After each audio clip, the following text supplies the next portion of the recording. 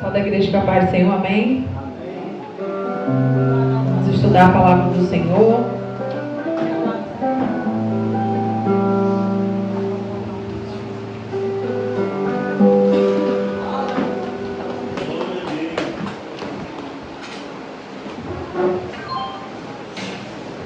Vamos fazer a leitura, irmãos, novamente em Êxodo.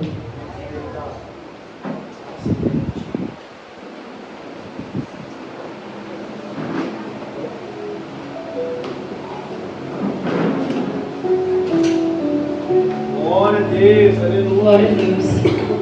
Hoje vamos falar sobre adoração, né, irmãos? Recuo de adoração. E nós estamos num período de festas de adoração, né? E é sempre importante a gente falar sobre adoração na igreja, né? Qual deve ser a verdadeira adoração, como é que Deus quer a sua adoração. E às vezes a adoração é algo tão profundo, irmãos, que muitas vezes nem envolve imagens. Envolve coisas que nós colocamos diante do Senhor, na frente do nosso Senhor, acima do nosso Senhor. Amém? No livro de Êxodo, a partir do capítulo 20, no verso 3, a partir do primeiro, Deus ele vai falar, né, através de Moisés, as palavras dos 10 mandamentos. E Deus lembra aquele povo: olha, eu sou o Senhor, o teu Deus, que te tirou do Egito, da terra da tua escravidão. Ou seja, Deus ele começa lembrando quem ele é. E aí no verso 3 ele vai dizer: não terás outros deuses diante de mim, além de mim. Não farás para ti nenhum ídolo, nenhuma imagem de qualquer coisa no céu, na terra ou nas águas debaixo da terra. Não te prostrarás diante deles, nem lhes prestarás culto, porque eu, o Senhor, o teu Deus, sou Deus zeloso, que castiga os filhos pelos pecados de seus pais, até a 3ª e 4ª geração daqueles que me desprezam. Então, desde o início, Deus, quando aquele povo está ali, né, recém tirado do Egito pelas mãos do Senhor, e eles viviam em uma terra que era comum eles adorarem, eles eram obrigados a adorar.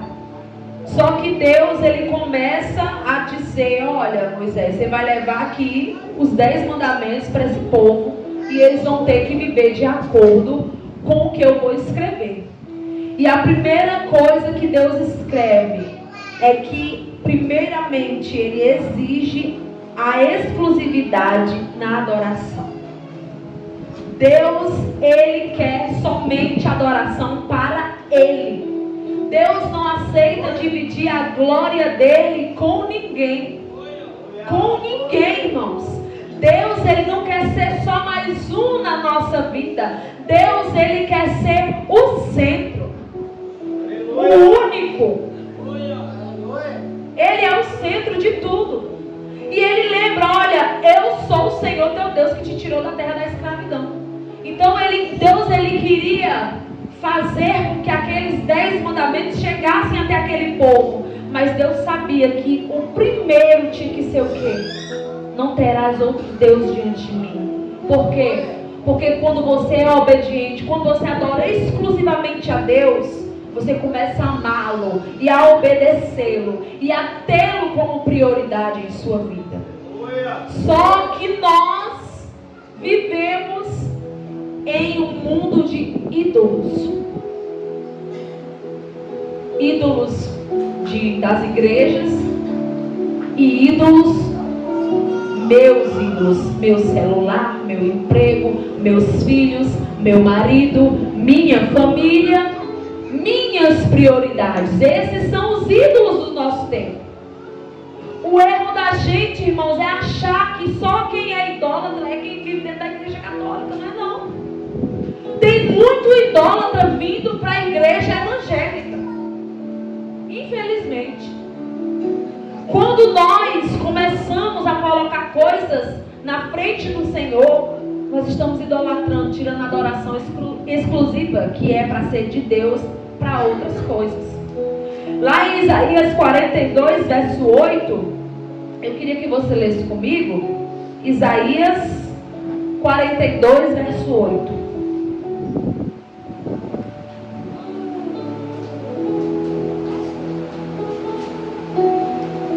Diz assim: eu sou o Senhor, este é meu nome. Não darei a outro a minha glória, nem a imagens meu louvor. Deus não dá a glória dele a ninguém, nem a sua mãe, nem a seu pai, a ninguém. Ele é Deus, ele é o Senhor. Deus, ele não tem um encarregado, uma pessoa que está acima dele. Deus não manda recado. Deus, ele fala. Deus, ele é, irmão.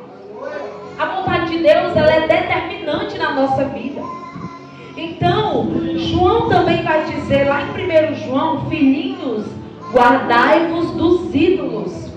Hoje os nossos ídolos nem sempre são imagens, como eu disse. Eles podem ser dinheiro, sucesso, status, aparência. Isso pode ser os nossos ídolos hoje. Quantas e quantas pessoas não vivem idolatrando o seu dinheiro, achando que o seu dinheiro está acima de tudo, de todos, de Deus? Quantas e quantas pessoas não vivem idolatrando a sua aparência, achando que é o mais perfeito, o mais bonito, a mais perfeita, é tão perfeita que não precisa nem de Deus. Pobre de nós. Deus, ele requer de nós que nós venhamos colocar a nossa adoração, direcionar a Ele. E ontem eu vi muitas pessoas idólatras. E não era só de São José, não. Era idólatras de festa, idólatras de dinheiro, de bebidas. Pessoas que tiraram Deus do centro e colocaram seus desejos, suas vontades, colocaram o inimigo. Drogas. Hoje ontem quem quisesse ver como era que se usava droga, era só ir no meio da rua. E olha que eu não estava numa festa, não. Então, o nosso mundo, esse mundo que nós vivemos hoje, nós temos vários ídolos, várias coisas que estão tirando a adoração verdadeira, que deve ser somente a Deus, estão tirando o lugar de Deus na nossa vida. Quantas e quantas vezes eu e você temos deixado Deus de lado?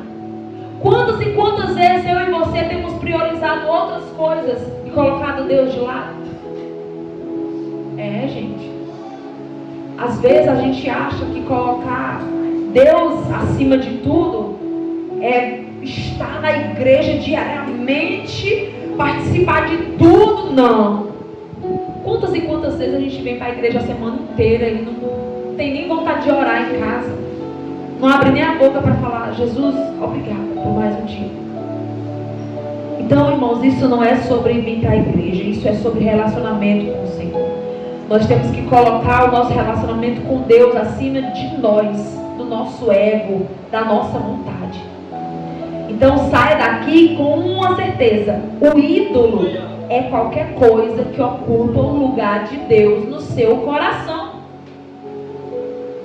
Qualquer coisa que ocupa o lugar de Deus no seu coração é o seu ídolo. Isso é muito sério, igreja. Porque a palavra de Deus diz que nenhum idólatra herdará o reino dos céus. Vocês já pararam para pensar? Nenhum idólatra herdará o reino dos céus. Então, a idolatria, ela afasta a gente de Deus. Porque Deus, ele sabe o nosso interior. O Senhor, ele conhece a nossa vida. O Senhor, ele sabe o íntimo do nosso coração, aquilo que nós mais almejamos dele. E quando nossa vontade não está direcionada para o Senhor, infelizmente, já roubou o lugar de Deus faz tempo e você nem percebeu ainda. Vamos fazer a nossa leitura mais uma vez no livro de Romanos.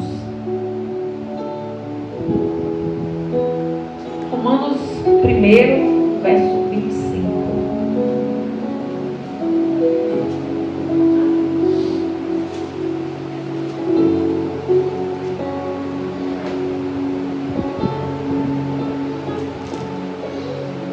Vamos ler a partir do 24.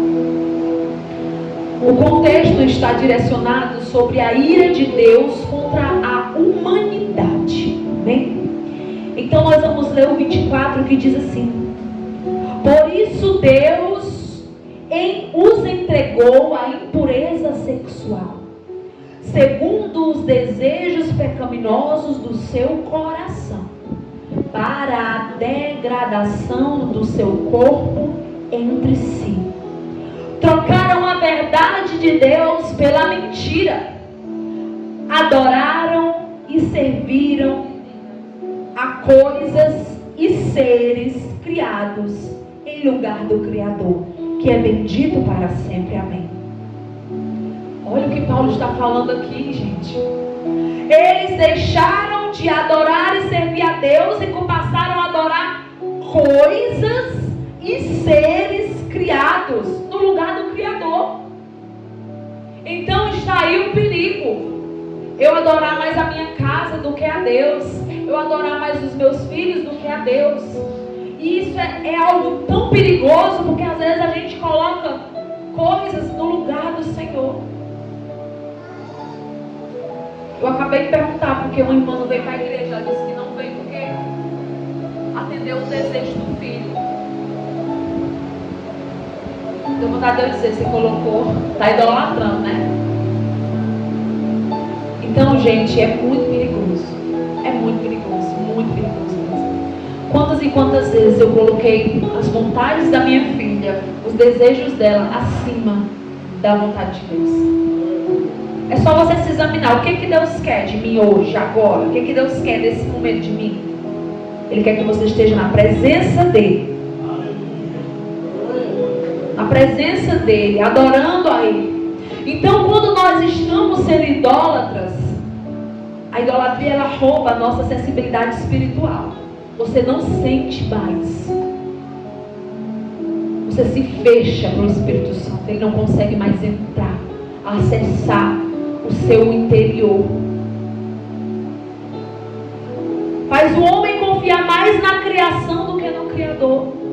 Quantas e quantas pessoas confiam mais no médico, confia mais no pastor, às vezes, mais do que em Deus. Confia mais naquela irmã ali de oração, até mesmo do que no Senhor. Quantas e quantas pessoas ainda vivem sendo, colocando ídolos e diminuindo Deus, diminuindo o tempo que tem com Deus e aumentando o tempo que tem com os ídolos. E eu me arrisco a dizer que o maior ídolo desse século tem sido nossos aparelhos eletrônicos, nossas redes sociais, nossas TVs, nossos empregos. Muitas vezes, irmãos, e às vezes a gente nem se atenta. Deus, Ele requer de nós uma adoração verdadeira, sincera. Nós temos que ser pessoas que procuram ser verdadeiros adoradores. Pessoas que estão diante de Deus, colocando a vontade de Deus em primeiro lugar. E nem sempre você vai ser aceito por isso. Nem sempre vai dar tudo certo, porque as pessoas que colocam Deus na frente, muitas vezes elas são chatas, são cafonas, são bestas. Deixa de ser besta, mulher, isso tem nada a ver. Muitas vezes as pessoas, elas são tidas assim, são julgadas, são criticadas, mas nós precisamos fazer a vontade de Deus, porque como Ele disse lá em Êxodo, não terás outro Deus diante de mim. Eu sou o Senhor teu Deus. E Ele vai dizer para João, quando Jesus, ele se revela ali em João 4, naquele encontro com a mulher samaritana.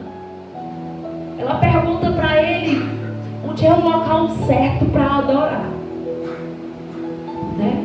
Porque aquele povo, ele vivia separado do povo judeu, né? Os samaritanos. Então Jesus, ele vai falar que o Pai procura verdadeiros adoradores que adorem o Pai em espírito e em verdade. Vamos ler lá esse versículo, irmãos, em João 4. Se você não quiser ler, se atenta. 4, 23, 24. Capítulo 4, verso 23 e 24 diz assim: no entanto, está chegando a hora, e de fato já chegou, em que os verdadeiros adoradores adorarão o Pai em espírito e em verdade. São estes adoradores que o Pai procura. Deus é espírito, e é necessário que os seus adoradores o adorem em espírito e em verdade. Ontem, a nossa lição que nós estudamos, o tema dela foi: Deus aceita qualquer culto? E nós vimos que adorar a Deus em espírito e em verdade é estarmos integralmente ligados, voltados à vontade de Deus revelada na palavra, a verdade que o Senhor exige de nós, e em espírito, todo o nosso ser, todo o nosso desejo, toda a nossa vontade de estar adorando ao Senhor. Quantas e quantas vezes nós vamos à presença do Senhor sem estar com desejo, sem estar com vontade, e aí a gente começa a orar, né? Aí você começa a sentir a presença do Espírito Santo ali, você começa a entender o que é de verdade adoração. Adoração, quando ela é em espírito, irmãos, ela vem do nosso coração, sabe? A gente sente o agir de Deus, a gente sente o Espírito Santo ali pertinho de você. Por mais que você esteja passando por um momento pior na sua vida, mas você está colocando Deus como a sua âncora, o seu refúgio. E ali você entrega em verdade, em alinhado com a palavra de Deus, confiando no que essa palavra aqui promete. Porque eu adorar a Deus, porque Deus vai me dar isso, porque Deus vai me dar aquilo, porque Deus vai me curar, porque Deus vai fazer eu chegar lá, porque Deus vai me dar a chave da casa, a chave do carro, não está alinhado com a vontade de Deus, irmão. A Bíblia não fala isso. A Bíblia fala em sofrimento, em amor doloroso, um amor que é sofrido. Nós somos perseguidos por causa do amor de Deus, nós somos caluniados, nós somos mal falados, mas mesmo assim nós estamos adorando ao Senhor em verdade, porque nós temos plena convicção e certeza do que essa palavra promete para nós. Ela promete vida, ela promete salvação. Então por isso que nós adoramos ao Senhor, nós temos uma vida entregue a Deus. Então, queridos, adoração não é só cantar, jamais. Adoração não é cantar, adoração é viver. É viver para Deus. É ter Deus como base, como centro da sua vida. Sabe quando a gente é casado, tudo que a gente vai fazer, a gente consulta o marido, né? Ou então o marido às vezes consulta a esposa, né? Não sei se todo canto é assim, mas lá em casa tem que ser assim, né? Eu consulto ele me consulta. Mas a gente, acima de tudo, temos que consultar o nosso Deus. Não só como quando casal, mas quando pessoa que serve a Deus. Se curvar diante do Senhor e dizer: Senhor, me mostra. Gente, sabe o que é o problema da gente? É porque a gente duvida da capacidade de Deus. É verdade. Tem muita gente que duvida da capacidade de Deus. Eu fiz um desafio com uma pessoa e disse: olha, peça para Deus lhe mostrar, e disse que Deus vai lhe mostrar. Deus mostra. Senhor, me revela aqui qual é a tua vontade. Eu estou em dúvida se eu vou ficar aqui ou se eu vou ficar ali. Se eu compro ou se eu não compro. Se eu vendo ou se eu não vendo. Se eu saio ou se eu não saio. Deus, ele vai te falar. Deus, ou ele vai usar uma pessoa, ou ele vai usar a própria palavra dele. Você vai ler a palavra e ele vai esclarecer, vai abrir os seus olhos. Ou em oração você vai ouvir Deus falar. Pode ter certeza, Deus fala. Deus fala. Irmão, você está louco? Tô não, gente. Deus fala. Eu já ouvi a voz do Senhor. Deus fala. É só você estar ligado com Deus. Ou então Deus, ele vai usar uma mensagem, alguma coisa. Mas olha, Deus não vai fazer meninice, tá? Você vai ver a mensagem aqui no Instagram: Deus vai lhe dar um carro. Eita, então é de Deus, eu vou comprar. Não, vamos ter calma, viu? Não é assim não. Vamos pedir discernimento a Deus. Então, que nós venhamos pedir para o Senhor, né, e se perguntar: será que Deus está realmente em primeiro lugar na minha vida? Será que existe algo que tomou o lugar de Deus no meu coração? Senhor, que eu não venha deixar nada tomar o teu lugar. A palavra de Deus diz que nós devemos buscar primeiro o reino de Deus e a sua justiça. E as outras coisas Deus vai acrescentando. Deus vai acrescentando a saúde, Deus vai acrescentando a sua casa, Deus vai acrescentando o seu casamento, Deus vai acrescentando coisas que você nem imagina. E Deus vai fazendo. Deus vai fazendo, gente. Deus faz infinitamente mais. Então que nós não venhamos deixar nada tirar Deus da nossa vida, tirar Deus do centro. Deixar que os ídolos desse mundo, eles venham corromper a nossa fé. Eu estava até falando uma vez que os católicos, eles adoram um Deus que não fala, que não ouve, que não vê. Mas eles são muito mais fiéis a esse Deus do que nós somos fiéis ao Deus verdadeiro.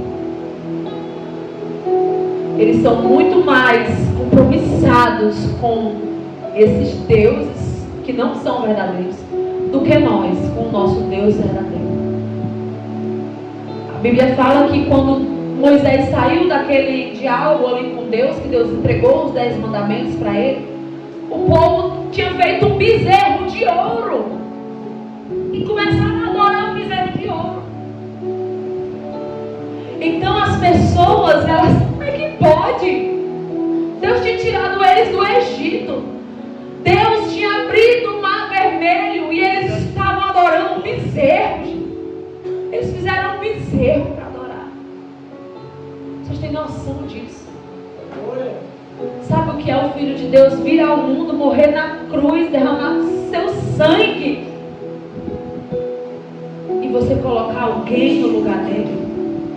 Colocar Maria, colocar José, colocar João, colocar a Esther, colocar o Reis, colocar a igreja. Nada pode tomar o lugar de Jesus na nossa vida, gente. Nada. Nada, nada, nada, nada. Porque Jesus, ele não deixou ali, ele poderia voltar atrás, mas Deus disse, vai até o final, derrama até a última gota, por mim e por você. Então nada pode tirar o lugar de Deus da nossa vida, nada.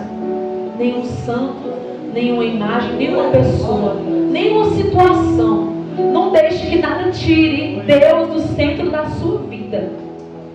E sabe quando ele começar a derramar, acrescentar, como ele fala, vai buscar primeiro o reino de Deus e as outras coisas ele acrescenta, você vai ter certeza do Deus que você serve. Você vai dizer, como meu Deus é fiel, como meu Deus é verdadeiro, porque Deus, ele fez aquilo que eu nem esperava, mas ele acrescentou na minha vida tudo aquilo que eu precisava.